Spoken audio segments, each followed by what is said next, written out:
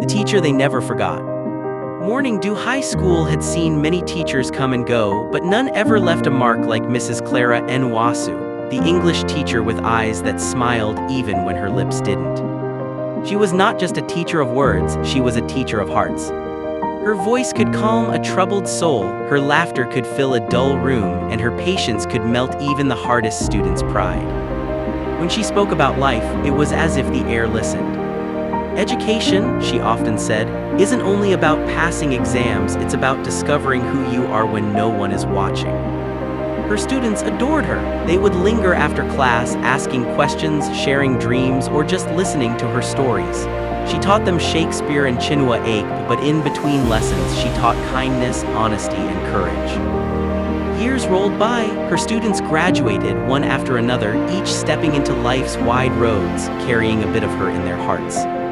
But time, as it always does, moved on. Morning Dew High changed, new teachers came, the walls were repainted, the desks replaced. And Mrs. Nwasu, once the heartbeat of the school, grew older and slower. Her husband had passed away years earlier. Her only daughter moved abroad and rarely called. When she retired, she moved into a small apartment on the quiet end of town, surrounded by books, photographs, and fatting certificates. The world seemed to forget her, except for the memories that refused to leave her own heart. One cold evening, she sat on her porch watching the sky lose its color. Her knees ached and her hands trembled when she lifted her teacup. Loneliness had become her closest companion. Then, out of nowhere, a car stopped in front of her gate. A tall man stepped out, carrying a bag of groceries and flowers. "Good evening, Ma," he said softly. She squinted. "Do I know you?" He smiled. "You might not remember my face, Ma, but you once told me that failure doesn't define a person, effort does. I was that boy who always failed English." Her eyes widened. "Chindu." He nodded, his voice thick with emotion.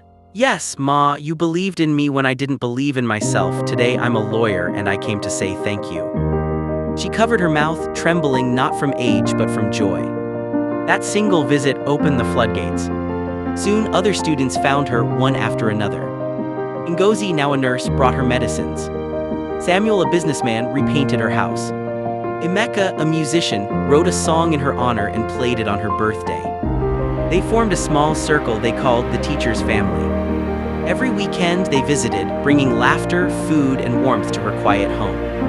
Her neighbors began to whisper, "Who are all these people that keep coming to see this old woman?" And she would smile proudly and say, "They are my children, not by blood but by bond."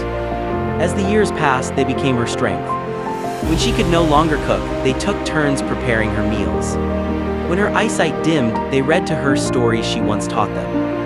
Her home, once silent and lonely, turned into a place of joy and noise again, filled with the same laughter she used to hear in her classroom long ago. One evening, as the sunset spilled gold through her window, Mrs. Nwasu looked at them and said weakly, "My children, you have given me back what I gave the world, love. You proved that teaching was never in vain." Tears filled their eyes as she continued, "When I leave this world, don't mourn me too long, just keep being kind, that will be my reward." Those were her last words to them. When she passed peacefully months later, they buried her beside her husband, under a tree near the old school she once served. Her students built a small library beside that tree, the Clara Nwasu Learning Garden. And on the wall they engraved these words, "She taught us to write essays, but more than that, she taught us to write our lives with courage." Every year, on the day she used to begin her first class, they returned to clean her grave, share food, and read aloud from the books she loved. They still laugh, cry, and tell stories.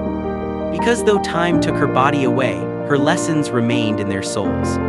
She wasn't just a teacher. She was the teacher they never forgot. Thank you for watching. Please like and subscribe and comment more for the next interesting story.